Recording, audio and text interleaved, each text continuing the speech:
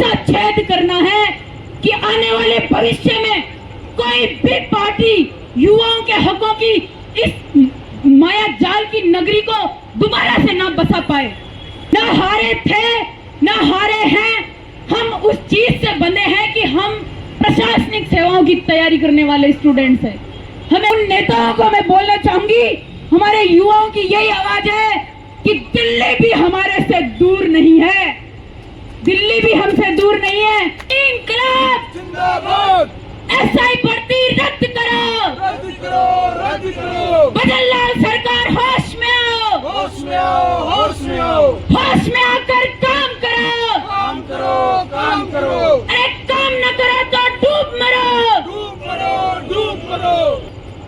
मैं सबसे पहले तो आप सब भाइयों का बहुत बहुत धन्यवाद करती हूँ कि आप सबने हमारी एसआई की जो 2021 की है फर्जीवाड़े की भर्ती है, इसके खिलाफ लड़ाई में हमारा इतना योगदान दिया, हमारा इतना मनोबल बढ़ाया कि आज मैं एक लड़की होने के बावजूद भी आज 1.5 महीने से इस 9 तपा की तपती धूप को भी सहन करके यहाँ पे खड़ी हूँ। आप सबका बहुत बहुत धन्यवाद। आप लोगों ने ये बता दिया कि किसानों की औलादें और हमारे भाई नौजवान जब साथ खड़े होते हैं तो ना तो गर्मी लगती है, ना ही तूफानों से डरते हैं, ना ही कोई बारिश की बूंदें हमें पिघला सकती है। मैं बहुत बहुत गर्व फील करती हूँ, बहुत बहुत गर्व महसूस करती हूँ कि ऐसे राजस्थान के अंदर ऐसे नौजवान आज भी हमारे साथ है, चाहे वो एसआई भर्ती से रिलेवेंट हो, चाहे वो आरपीएससी की किसी भी परीक्षा से जुड़े हो, चाहे हमारे संघर्ष समिति के भाई हो, चाहे फिर हमारे शहर राजस्थान के हनुमान जी बेनीवाल के कार्यकर्ताओं में से हो। इन सब का बहुत बहुत धन्यवाद। और जो आगे की लड़ाई का जो हमारे हनुमान जी बेनीवाल हमें निर्देश देंगे, हम उस लड़ाई में जितनी शक्ति से इतने दिन तक टिके थे, हम बजरंग सरकार, कांग्रेस सरकार, बीजेपी सरकार, हर एक उस राजनेता के, हर एक उस कार्यकर्ता को ये बता देंगे कि युवाओं के साथ आप अन्याय ही नहीं अत्याचार कर रहे हो, और इस अत्याचार को सहने की एक सीमा होती है, उस सीमा को आप महोदय तोड़ चुके हो।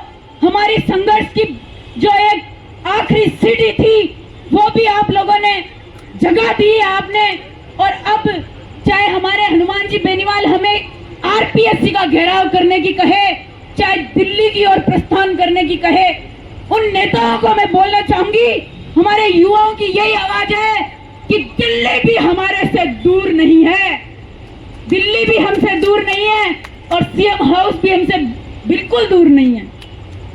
मैं आप सबसे कहना चाहूंगी कि जितनी आवाज से आज आप यहाँ खड़े हैं, जितनी आवाज से आपने 25 तारीख को इस कांग्रेस सरकार, बीजेपी सरकार और भ्रष्ट पेपर माफियाओं को ये बताया था कि युवा शक्ति चाहे धरने पे उपस्थित हो चाहे ना हो, राजस्थान के एक एक बच्चे, एक एक एस्पिरेंट, एक एक नौजवान के पास हमारी आवाज पहुंच चुकी है।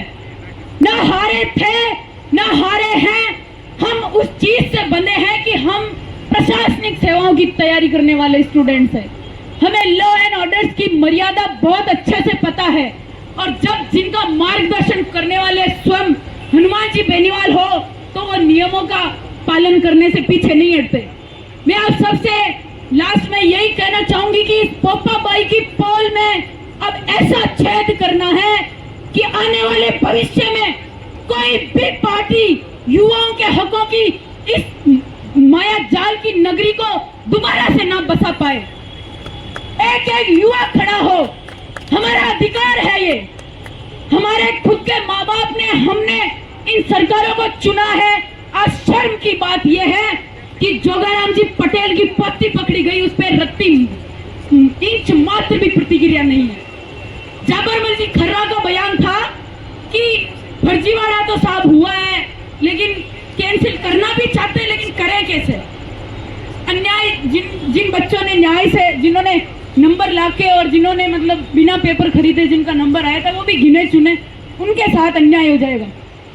तो मैं उन महान मंत्रियों से यही कहना चाहूंगी कि जब आप सरकार में बैठे थे, जब हमसे झूठे वादे और झूठे प्रॉमिसेस क्या सोच के किए थे आपने? तब क्यों नहीं बोला कि जब ऐसा होगा तो हम हमारे पैर पीछे खींच लेंगे? हाईकोर्ट की विडंबना इन्होंने बना दी है। मैं हाईकोर्ट से भी यही अपील करूंगी कि अगर 31 जुलाई से पहले हमारे बच्चों की आवाज अगर जो दिल्ली तक पहुंच गई तो संवैधानिक पद लांछित हो जाएगा। इसलिए सरकार हो, चाहे हाईकोर्ट हो, चाहे इससे भी बड़ा सुप्रीम कोर्ट हो, हम जन युवा की आवाज सबसे आगे है और आगे ही रहेगी।